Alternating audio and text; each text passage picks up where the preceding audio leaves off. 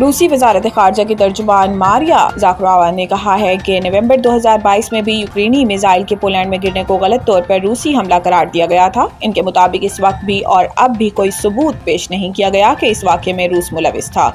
انہوں نے مزید کہا کہ روسی وزارت دفاع نے حالیہ ڈرون واقعے کے بعد بھی وارشا کے ساتھ بات چیت پر آمادگی ظاہر کی، لیکن پولینڈ نے حقیقت جاننے کے بجائے روس مخالف مہم تیز کرنے کو ترجیح دی۔ یاد رہے کہ 10 ستمبر کو پولینڈ کی فوجی کمان نے دعویٰ کیا تھا کہ متعدد ڈرونز نے فضائی حدود کی خلاف ورزی کی، جسے تباہ کر دیا گیا۔ وزیر اعظم ڈونلڈ ٹسک کے مطابق اس روز فضائی حدود 12 مرتبہ خلاف ورزی کا نشانہ بنی، جس کے بعد نیٹو نے پولینڈ کی درخواست پر آرٹیکل 4 کے تحت مشاورت شروع کی۔ روسی وزارت دفاع کا کہنا ہے کہ اس رات صرف مغربی یوکرین میں فوجی اور صنعتی اہداف کو نشانہ بنایا گیا تھا۔ پولینڈ میں کسی ہدف پر حملے کا کوئی منصوبہ نہیں تھا۔